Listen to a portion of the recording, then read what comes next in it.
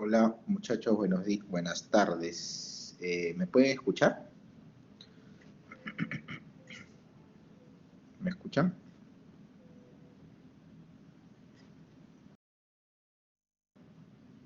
Hola, hola, hola, ¿me escuchan?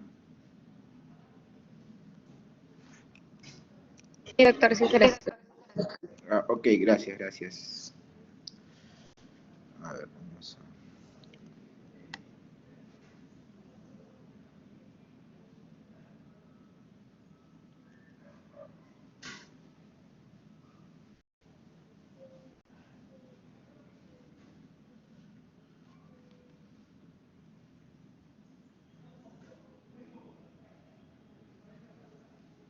a ver chicos, ¿se ve mi pantalla también? ¿Se escucha y se ve la pantalla? Sí, doctor. Gracias. A ver, vamos a ver un minuto más para que sigan ingresando sus compañeros.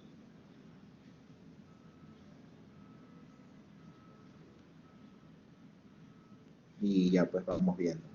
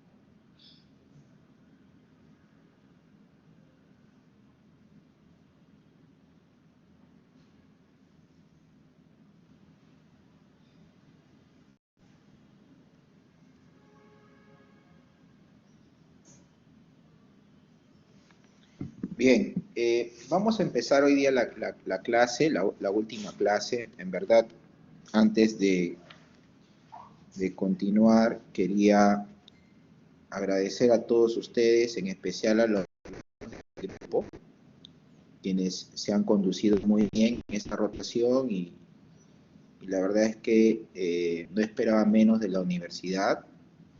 Bueno, chicos, tengo también buenos comentarios de mis colegas hacia ustedes. Y bueno, espero que las cosas se mantengan así, ¿no? Hace 2 o 3 años que vengo enseñando a la universidad, 3 años me parece, y, y bueno, me he llevado una grata sorpresa. Lo que les pido es que siempre traten de ser mejores, ¿no? Eh, no todo tiene que ser Cayetano San Marcos, ¿no? O Cayetano San Marcos UPC. Yo creo que ustedes eh, están cerca de estar ahí entre los mejores, pero todo depende de ustedes también, ¿no? No depende tanto de la universidad, ¿no? La universidad les pone las herramientas para que ustedes puedan aprender, pero el resto lo hacen ustedes, ¿no?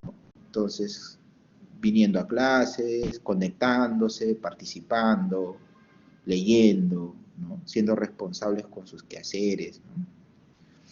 Eso es lo que los va a diferenciar de las otras universidades, ¿no? Ahora, hay un montón de universidades que ofrecen la carrera de medicina, ¿no? Antes eran poquísimas, ¿no?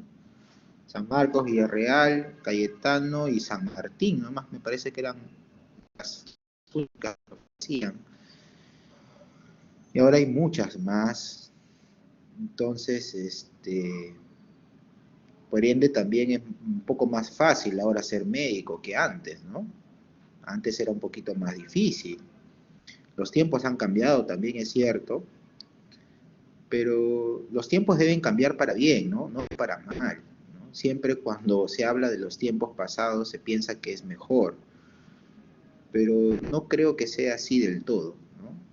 Entonces, ustedes son una generación distinta, lógicamente, porque han vivido una pandemia de 3 años, casi ya vamos para 3 años, que los ha alejado de los hospitales, ¿no? Entiendo que ya el próximo semestre van a estar ingresando a los hospitales y estoy seguro que eso también va a hacer que su aprendizaje sea cada vez mejor, ¿no?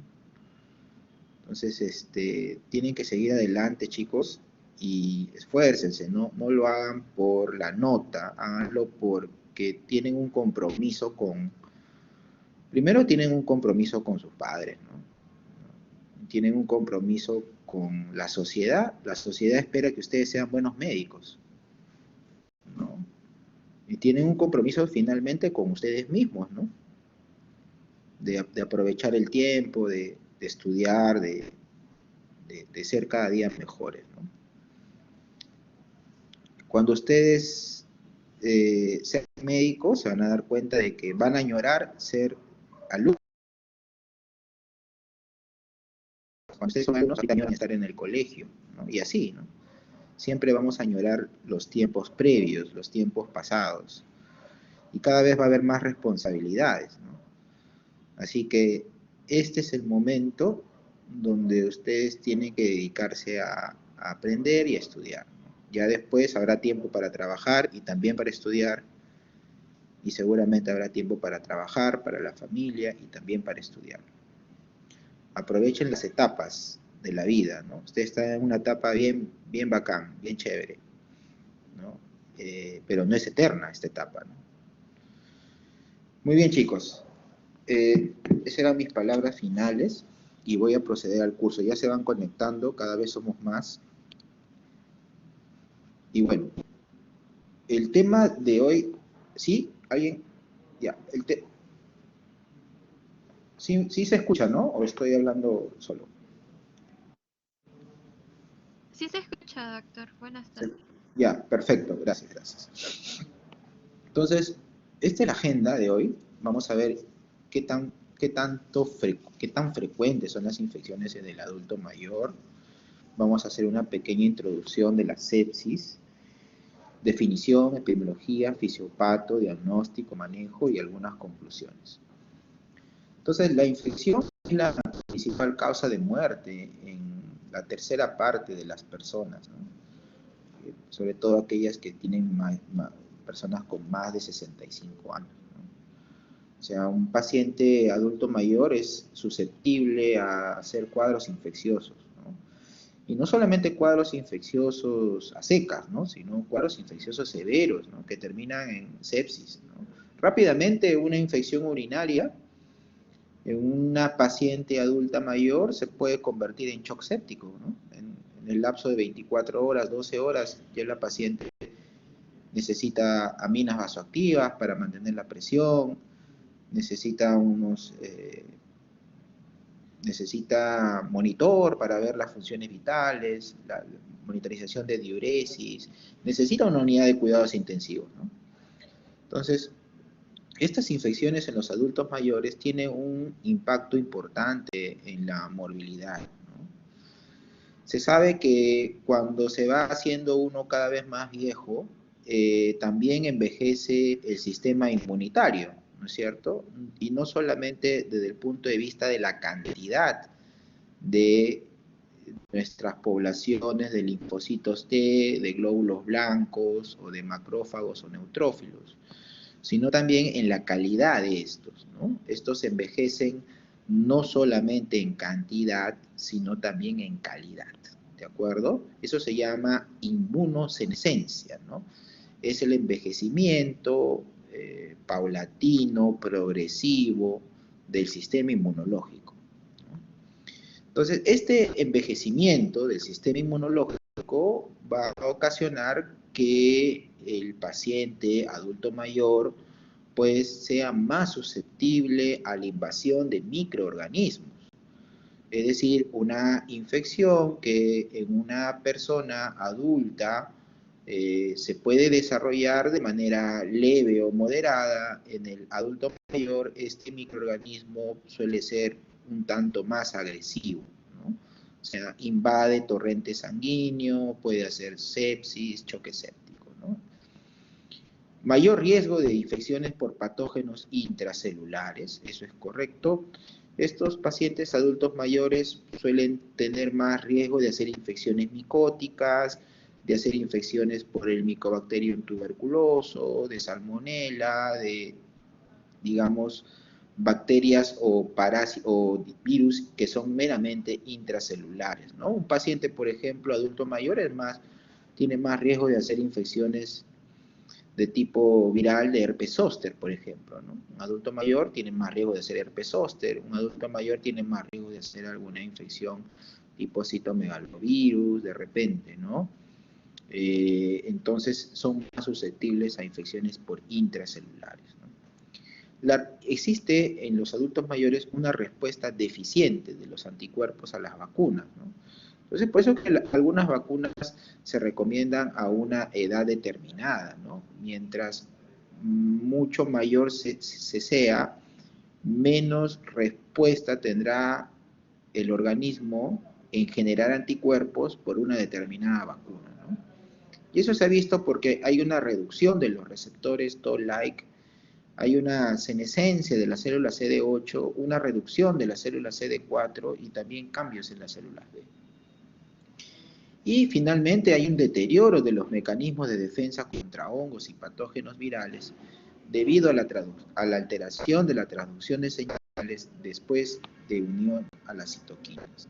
O sea, hay una serie de cambios inmunológicos en el adulto mayor que lo hacen más susceptibles a infecciones, ya sea bacterianas, virales y fúngicas.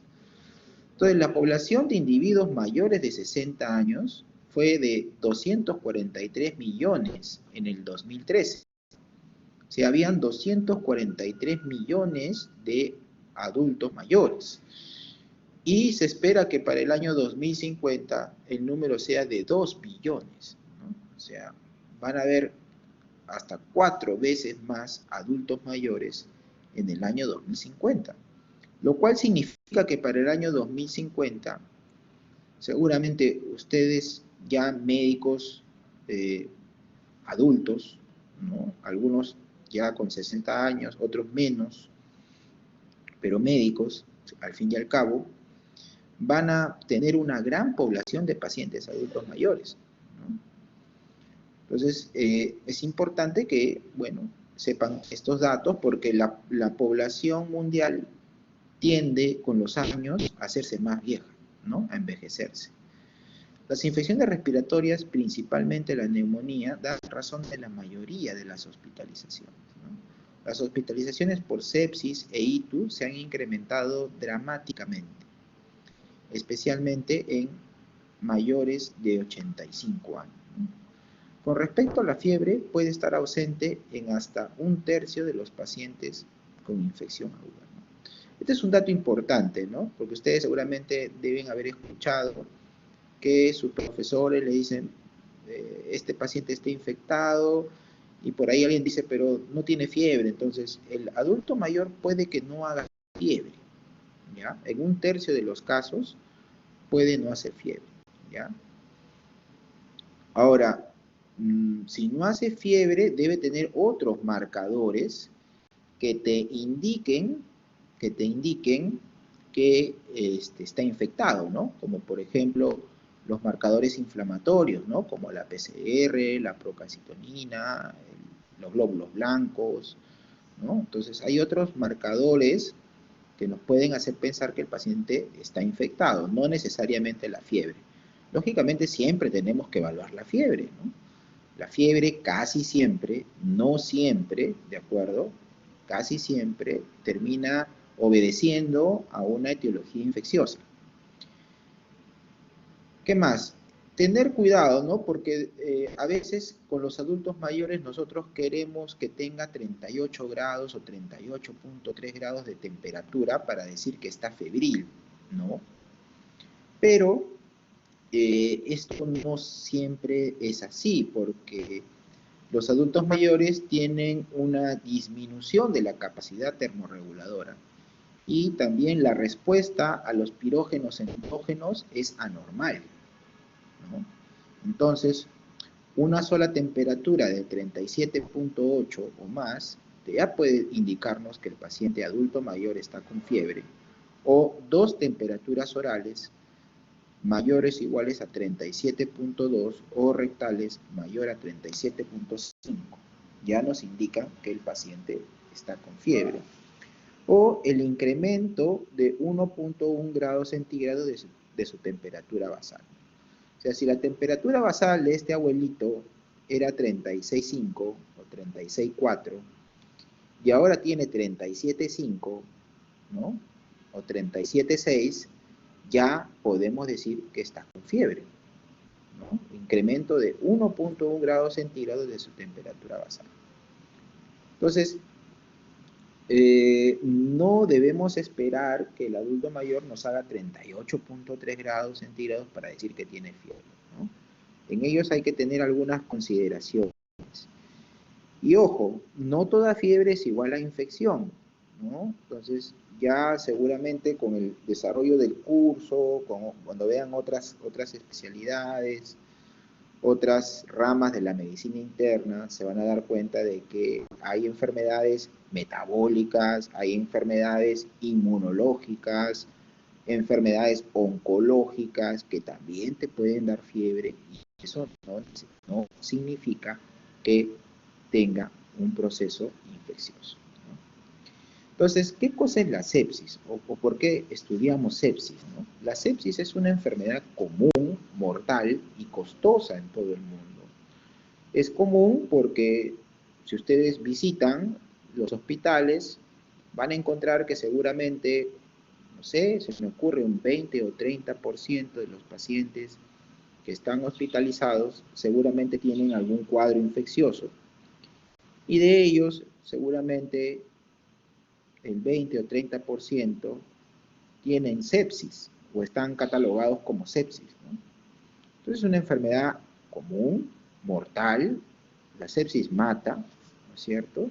Y es costosa porque un paciente séptico, sobre todo aquel que tiene los criterios para ingresar a una unidad de cuidados intensivos o intermedios, genera muchos costos hospitalarios, ¿no? Genera, digamos, muchos insumos, materiales biomédicos, antibióticos, cuidados de enfermería, ¿no? Entonces, una serie de cosas que la hacen costosa, ¿no? En los Estados Unidos, hospitalizar a un paciente con sepsis es sumamente costoso, por eso que la gente allá, la mayoría de las personas que tienen un trabajo, tienen un seguro de vida para que puedan cubrir estos gastos, que son sumamente altos en comparación, por ejemplo, a lo que ocurre en nuestro país. Es una de las causas comunes de muerte, es a veces difícil de diagnosticar en escenarios donde no existen muchas comorbilidades y enfermedades subyacentes, y las definiciones de sepsis y shock séptico centradas en la respuesta inflamatoria del huésped se han mantenido sin cambios desde el consenso de 1991, pero que a raíz de unas publicaciones en el año 2016 se han determinado o se ha encontrado de que, de que la sepsis no solamente obedece a una respuesta inflamatoria del huésped, sino que hay otros factores distintos de la respuesta inflamatoria que ocasionan este fenómeno infeccioso grave, ¿no? Avances recientes en la comprensión de la fisiopatología de la sepsis han determinado que no solo la activación de la respuesta inmunológica proinflamatoria están implicadas, sino también modificaciones en las vías no inmunológicas, no inmunológicas. La cardiovascular, la neurológica, la autonómica, la hormonal, metabólica y de la coagulación. Entonces, hay vías no inmunológicas que están alteradas o modificadas en la sepsis. Por ejemplo, la cardiovascular. Un paciente séptico suele estar taquicárdico, ¿de acuerdo? Suele tener hipotensión, si es que la sepsis está teniendo un comportamiento agresivo, ¿no? Yéndose al choque séptico. La resistencia vascular sistémica o periférica en un paciente séptico está disminuida. La parte neurológica, los pacientes adultos mayores con sepsis pueden llegar a la emergencia con trastorno de sensorio, con encefalopatía, ¿no?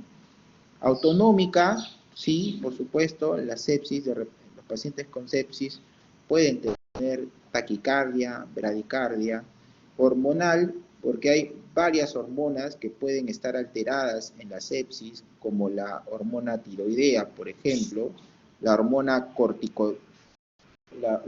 corticoidea, o sea, la ACTH, la TSH, pueden estar alteradas en sepsis. La metabólica, los pacientes sépticos suelen hacer hiperglicemias, ¿de acuerdo? Suelen hacer alteraciones electrolíticas, alteraciones en el equilibrio ácido-base, y pacientes sépticos también pueden hacer coagulopatías de consumo, pueden llegar a la coagulación intravascular diseminada, pueden provocar alteraciones de la coagulación como prolongación de los intervalos TP o el del INR, ¿no? Entonces, vemos que la sepsis no solamente afecta a las vías inmunológicas, sino también a las otras vías que son de índole no inmunológicas.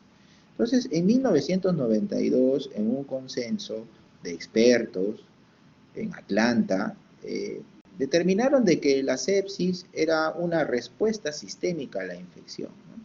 Y es eso, y es así como se ha venido aprendiendo, ¿no? Cuando yo estudiaba medicina, mis profesores me decían, la sepsis es una respuesta sistémica a la infección, ¿no? O sea, me hicieron aprender esta frase así como el Padre Nuestro, ¿no? Del paporreteo.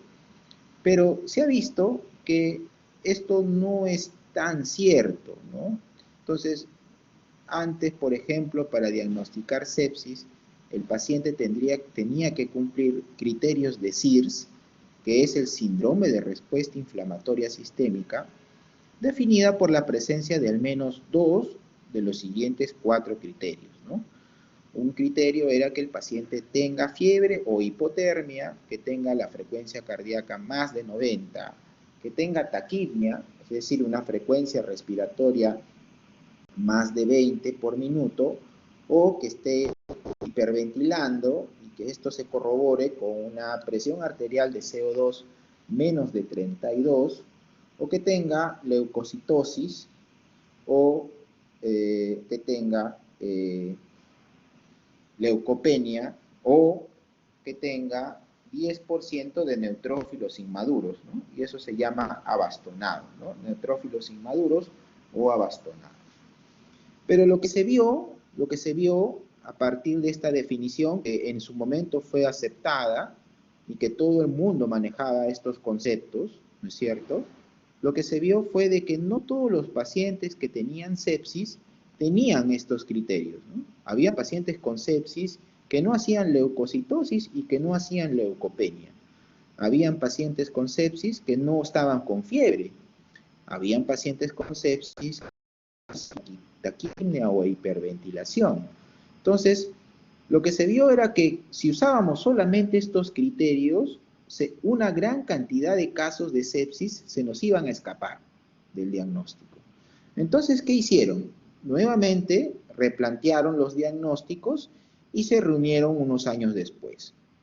Antes de pasar a ello, esta lámina ilustra que no todos los síndromes de respuesta inflamatoria sistémica son exclusivos de sepsis, ¿no?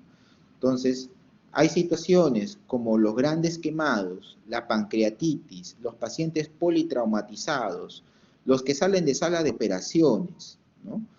Que pueden hacer SIRS, o sea, que pueden elevar, digamos, los glóbulos blancos, que pueden hacer fiebre, que pueden hacer taquipnea, que pueden hacer taquicardia, ¿no? Y no significa de que tengan un cuadro infeccioso. Entonces, hay SIRS de etiología no infecciosa, ¿no? Como los que vemos aquí, en esta parte. Y lógicamente aquí, en la parte izquierda, vemos todas las causas infecciosas de sepsis, ¿no? Sepsis nos puede dar la infección por un hongo, por un parásito, por un virus, por una bacteria, ¿no es cierto? Entonces, eso es importante que lo sepan. Entonces le decía que después de varios años se reúne también otro comité de expertos que consideró que los criterios de CIRS carecían de suficiente especificidad para identificar a los pacientes con sepsis. Como resultado, el comité de expertos amplió la lista de hallazgos clínicos y de laboratorio para facilitar la utilidad de los criterios para el médico de cabecera. Entonces, ¿qué hicieron? Aumentaron, ya no solamente hubieron 4 criterios, como los que vimos en los criterios de 1992, sino que ahora aumentan más criterios, laboratoriales y clínicos, ¿no? Por ejemplo, acá dice, ¿no? Sepsis es definida como infección más algunos de los siguientes, ¿no?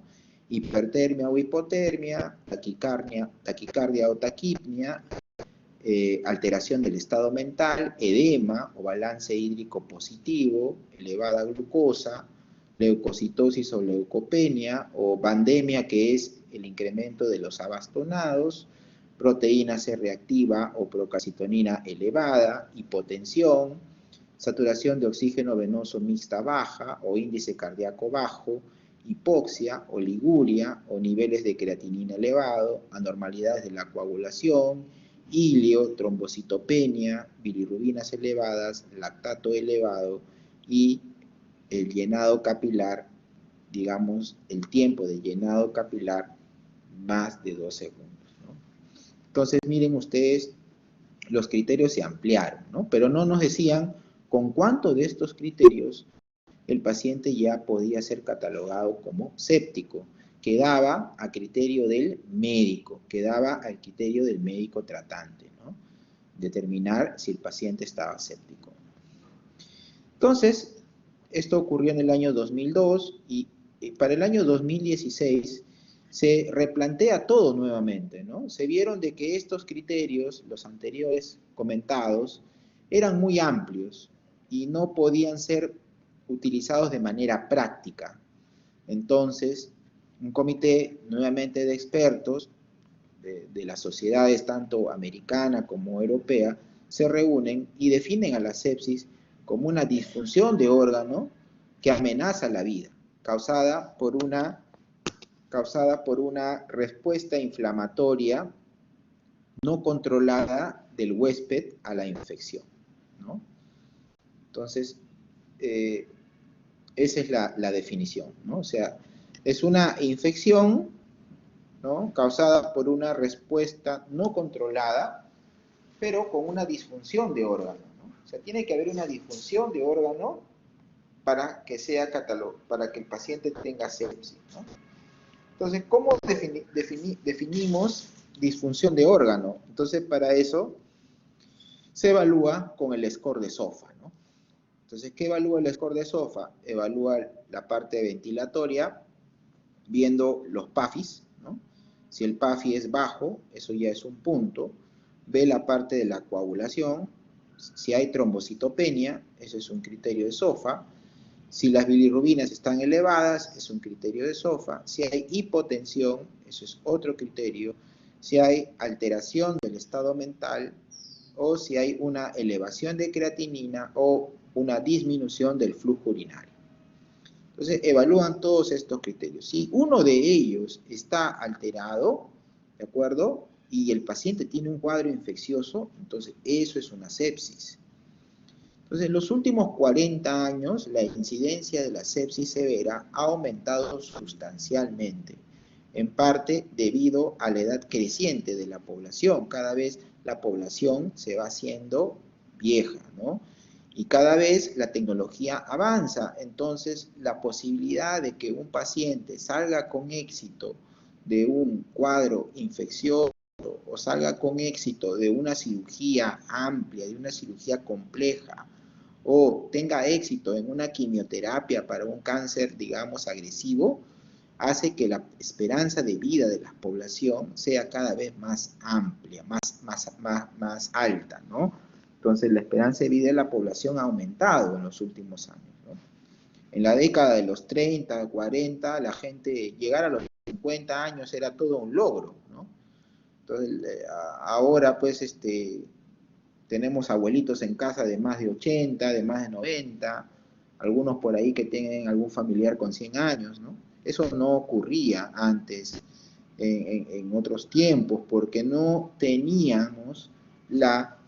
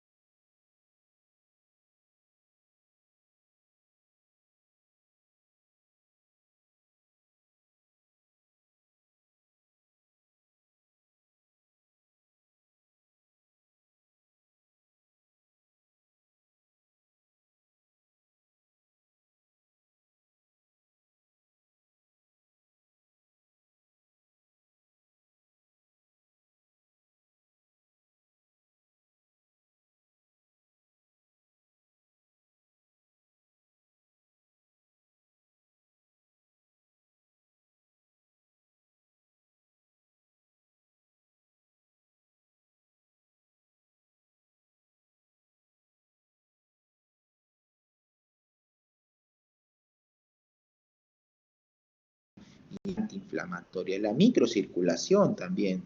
Existe una respuesta alterada al estímulo local, obstrucción de la luz de los microvasos sanguíneos por microtrombos y tapones de leucocitos y glóbulos rojos, ¿no? La expresión generalizada del factor tisular, los depósitos. ¿Sí?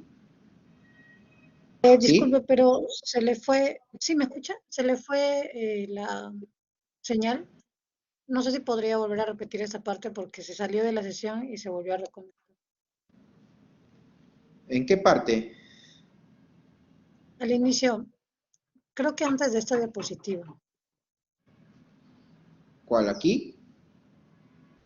Sí, doctor. Mm, ya, lo que les decía era que, bueno, ya lo habíamos comentado, ¿no? El lactato incrementado en estos pacientes predice mortalidad porque es un marcador de hipoperfusión tisular, ¿no? Entonces, un paciente séptico suele tener hipotensión y una hipotensión genera una baja perfusión en las células. La baja perfusión hace que los glóbulos rojos lleguen en menor cantidad a la célula y entonces la célula se tiene que adaptar a bajas cantidades de oxígeno. Al tratar de adaptarse, se activa el sistema se activa el sistema de anaerobiosis y se genera una gran cantidad de lactato, ¿no? Entonces, ese es el tema cuando, por ejemplo, ahora lo vamos a ver, que en sepsis es muy importante medir el lactato para tomar decisiones en la parte terapéutica de la fluidoterapia, ¿no? Y acá, por ejemplo, vemos en modelos, digamos, en conejos, cómo un paciente séptico pues tiene una gran cantidad de activación de las células del sistema monocítico macrofágico y que terminan adheriéndose a los vasos sanguíneos, provocando obstrucción de la luz, provocando microinfartos que estimulan o que incrementan el tema de la hipoperfusión tisular, ¿no? También a nivel hepático hemos dicho que la sepsis puede incrementar o puede disminuir el aclaramiento de la bilirrubina por los hepatocitos, ¿no? Y eso puede ocasionar aumento de las bilirrubinas totales, ¿no? Entonces, si tenemos un paciente séptico con incremento de bilirrubinas, o tenemos un paciente con un cuadro infeccioso e incremento de las bilirrubinas, podemos decir que es un paciente que está séptico, ¿no? También el incremento en la liberación de las sustancias proinflamatorias hace que algunos órganos, como el pulmón, sean los que lleven la peor parte. Entonces, un paciente séptico de cualquier foco, digamos de un foco hepático, digestivo, de piel y partes blandas, puede llegar a ser un síndrome de dificultad respiratoria aguda del adulto por una inflamación generalizada en los pulmones que puede conllevar a una ventilación mecánica. Habíamos comentado también que la sepsis te puede ocasionar una injuria renal aguda, que es relativamente común y se ha visto en estudios clínicos que la injuria renal aguda asociada a sepsis te aumenta la mortalidad. O sea, pacientes con sepsis e injuria renal aguda se mueren más que los pacientes con sepsis sin injuria renal aguda. ¿Y eso por qué se da? Se da porque hay una disminución de la perfusión renal y por lo tanto aparecen signos de necrosis tubular aguda que explicarían la injuria renal aguda séptica, ¿no? También lo que se ha visto, y es algo muy interesante, es que el sistema propio, el sistema inmunológico, las células CD4, CD8, también están disminuidas en sepsis. De repente ustedes en algún momento van a tener la oportunidad de visitar una unidad de cuidados intensivos. Y miren cómo está el hemograma de los pacientes sépticos, de los pacientes que están intubados, de los pacientes que están en mal estado general. Muchos de ellos van a tener un hemograma con linfopenia. Y eso obedece, la linfopenia no solamente aparece en VIH, ¿no? También aparecen en pacientes críticamente enfermos.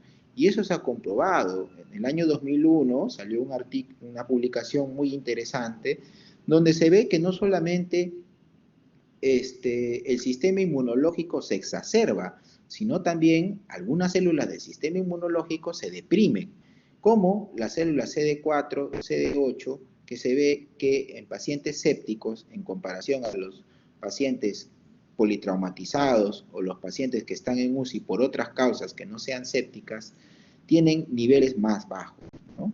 Vemos que el CD4 está más bajo, el CD8 también es bajo, el CD3 es bajo. Lo único que varía es que las células natural killer en los pacientes sépticos aparentemente tienen un mayor nivel, digamos, o tienen una mayor cantidad en comparación a los pacientes politraumatizados o no sépticos, ¿no? Entonces, las células CD4 y CD8 disminuyen también. Entonces, estos pacientes, lógicamente, también pues tienen probabilidades de hacer infecciones virales, ¿no? Habíamos dicho que estos pacientes, al tener alterada la inmunidad celular, pues los hace susceptibles de infecciones por microorganismos intracelulares. También se conoce pues que los pacientes con que tienen un cuadro infeccioso activan la cascada inflamatoria y muchos de ellos pueden regular esta cascada inflamatoria. Entonces, se regula la cascada inflamatoria, la inflamación se limita y el paciente obtiene un estado de homeostasis y rápidamente se recupera del cuadro séptico. Lógicamente, ahí con el manejo antibiótico y todo lo demás, ¿no? Asociado. Pero hay pacientes que tienen una respuesta incrementada, exagerada, hay una hiperinflamación, ¿no? El cual hace que se pierda este balance entre el SIRS y el CARS. El CARS es el síndrome de respuesta antiinflamatoria compensatoria. Entonces, esa balanza se pierde y predomina la balanza del SIRS. Y entonces el paciente ingresa en un estado de falla multiorgánica, injuria celular, tisular, inmunosupresión, finalmente shock séptico y muerte con cambios irreversibles, ¿no? Finalmente te lleva a la muerte. Entonces, hay una serie de células inflamatorias, la verdad, que podríamos pasarnos el día hablando de ellas, no es el objetivo de la clase, pero acá podemos mencionar algunas, ¿no? Por ejemplo, hay células que se incrementan, por ejemplo, como el factor de necrosis tumoral, se incrementa la interleucina 6, las especies reactivas de oxígeno, el ligando FAS, el factor de necrosis tumoral, kappa beta, las citoquinas derivadas de las células T helper 1, ¿no? Se incrementan una serie de citoquinas, ¿no? Interleucina 1, interleucina 6, interferón gamma, ¿no? Entonces hay una gran cantidad de liberación de citoquinas, ¿no? Entonces, cuando el sistema inmunológico trata de compensar el tema de la sepsis, libera en citoquinas antiinflamatorias, ¿no? Trata de liberar esas citoquinas antiinflamatorias para mantener, para mantener la homeostasis inmunológica, ¿no?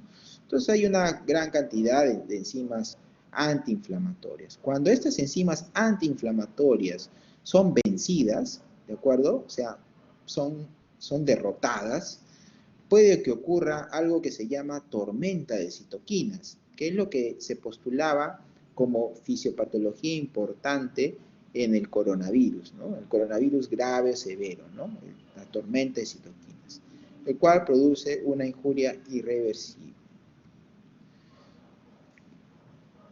Bueno, tenemos aquí una guía muy importante para el manejo de la sepsis, ¿no?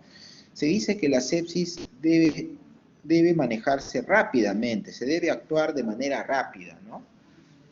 ¿Cómo así se debe manejar la sepsis de manera apropiada, de manera rápida? Lo que pasa es que si nosotros nos demoramos mucho, ¿de acuerdo? Nos demoramos mucho en manejar la sepsis, el paciente tiene más alto riesgo de morir. Por cada hora que nos demoremos en el manejo de la sepsis, el paciente tiene más riesgo de morir, ¿no? Entonces, yo les pido que por favor vean bien la pantalla y vean bien los 5 pasos o las 5 acciones importantes que se deben hacer en la primera hora para el manejo de la sepsis. A ver, les dejo ahí un minuto, a ver, revísenlo bien, o un par de minutos.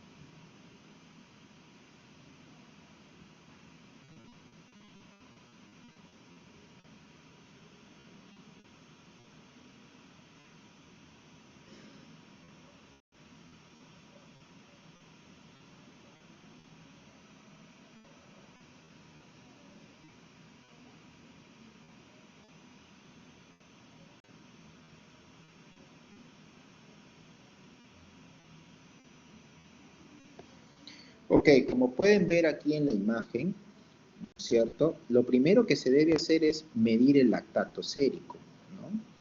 Si el lactato sérico inicial fue mayor de 2 milimoles por litro, hay que volver a medirlo, ¿ya? El segundo paso es obtener cultivos, ¿no es cierto? Obtener hemocultivos. Si ustedes ven aquí, hay 2 botellas, ¿no? Una en cada brazo, una en cada zona de 2 botellas de hemocultivo. Eso se debe tomar incluso o no, se debe tomar antes del inicio de los antibióticos. El paso 3 es administrar antibióticos de amplio espectro. El paso 4 es empezar la administración rápida de fluidos que pueden ser cristaloides a esta dosis de 30 mililitros por kilogramo si el paciente tiene hipotensión o si la nueva medición del lactato salió en valores mayores o iguales a 4 milimoles por litro, ¿no? Y si a pesar de la resucitación con fluidos el paciente no recupera la presión o no recupera la presión arterial media, que ustedes la obtienen ¿no es cierto?, sumando 2 veces la presión arterial diastólica más la sistólica sobre 3, ¿no? Si esta división es menor de 65, entonces significa que los fluidos no están cumpliendo su función o el objetivo de llevar la presión arterial media a mayor o igual de 65, y entonces habría que ponerle vasopresores, ¿no? Noradrenalina, vasopresina, ¿no? Como por ejemplo, ¿no? Antes se usaba dopamina, ya no se usa dopamina, ¿no? Ahora se usa noradrenalina, vasopresina, etcétera, ¿no? Ok. Entonces, este es un resumen, ¿no?, de lo que habíamos comentado en el gráfico, ¿no? Medir el lactato sérico, remedir si el lactato inicial fue mayor de 2 milimoles por litro, obtener los resultados, obtener cultivos antes de administrar los antibióticos. Paso 3, administrar antibióticos de amplio espectro, dar fluidos si hay hipotensión o si la remedición del lactato inicial fue mayor de 2, lo remides, y si sale 4 o más, con mayor razón para dar fluidos, ¿no? Y si no se recupera la presión arterial media, hay que iniciar vasopresores, ¿no? Entonces hay que tomar cultivos, hay que examinar al paciente, ¿no? Entonces nosotros tratamos de buscarle un foco a la sepsis. No tengo sello. Nosotros tratamos de buscarle un foco a la sepsis, ¿no? Le buscamos un foco. Puede ser el foco pulmonar, el foco urinario, el foco dérmico, ¿no? El foco de torrente sanguíneo, ¿no? Entonces, si el paciente viene con dificultad respiratoria y tos, bueno, habrá que hacerle una radiografía de pulmones o una tomografía y de repente poner ahí, ¿no?, sepsis de foco pulmonar. Si viene de su casa, probablemente sea una neumonía adquirida en la comunidad, o si está en el hospital, de repente es una neumonía intrahospitalaria, ¿no? O si el paciente viene de repente con fiebre, con dolor lumbar, con historia de hito y repetición, entonces ponemos sepsis de foco urinario, probablemente una pielonefritis, ¿no? Y tomamos los cultivos, ¿no? Hemocultivos, urocultivo, cultivo de esputo, cultivo de repente de tejido, si es que sospechamos de alguna infección de piel y partes blandas, cultivo de líquidos cefalorraquídeos si sospechamos de meningitis.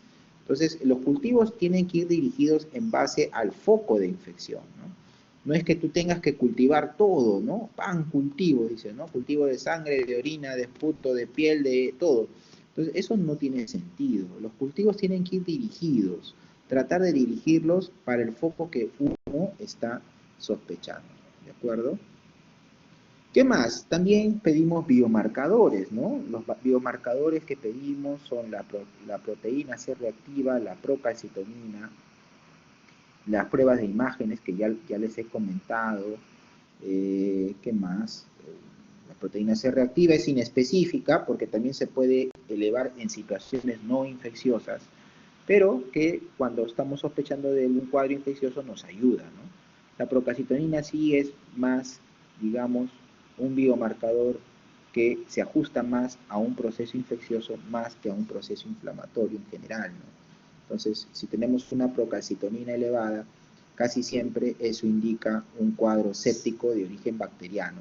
Lógicamente, estos marcadores se evalúan con la clínica del paciente, ¿no es cierto? Si el paciente no tiene clínica de sepsis, tiene una procalcitonina elevada, eso será por otra cosa, ¿ya? Siempre se evalúa con la clínica. Hay otros marcadores también que, bueno, todavía no se han, digamos, validado.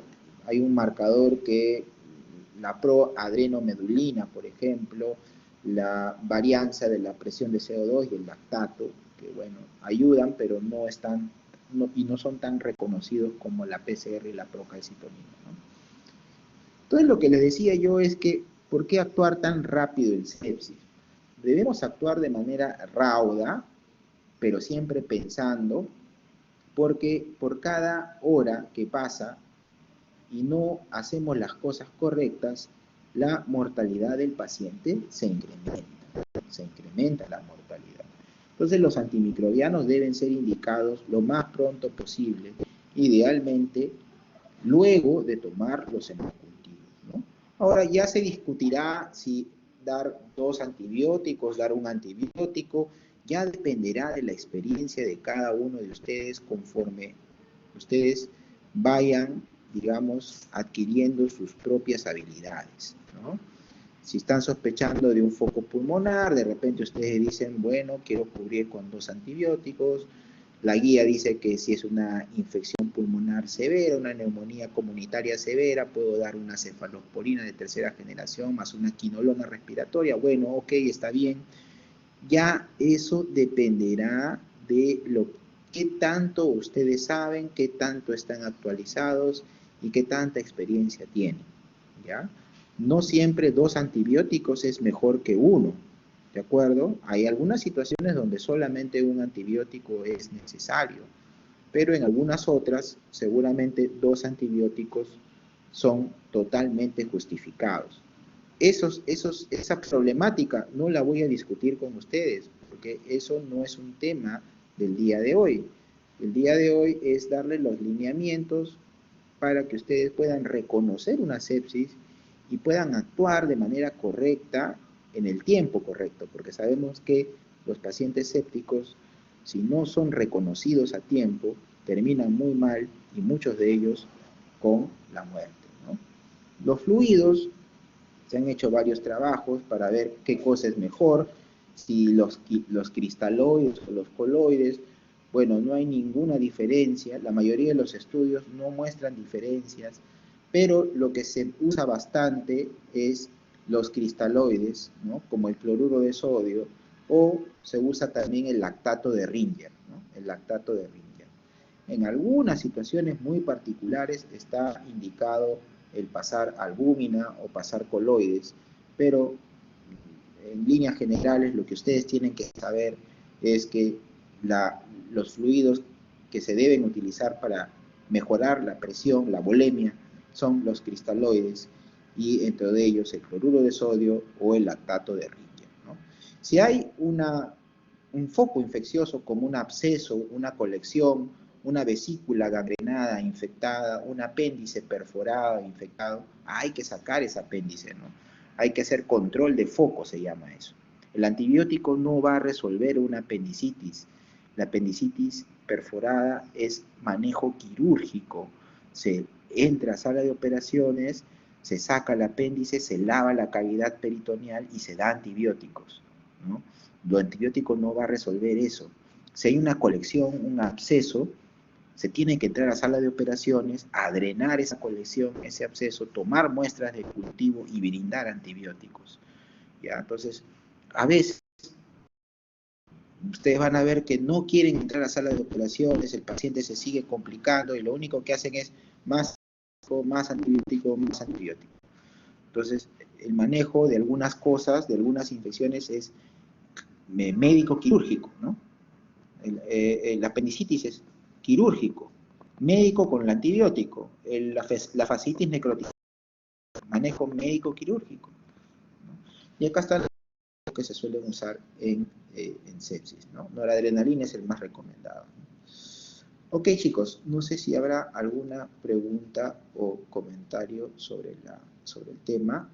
Es un tema bastante amplio, pero pienso yo que lo más importante se ha presentado hoy.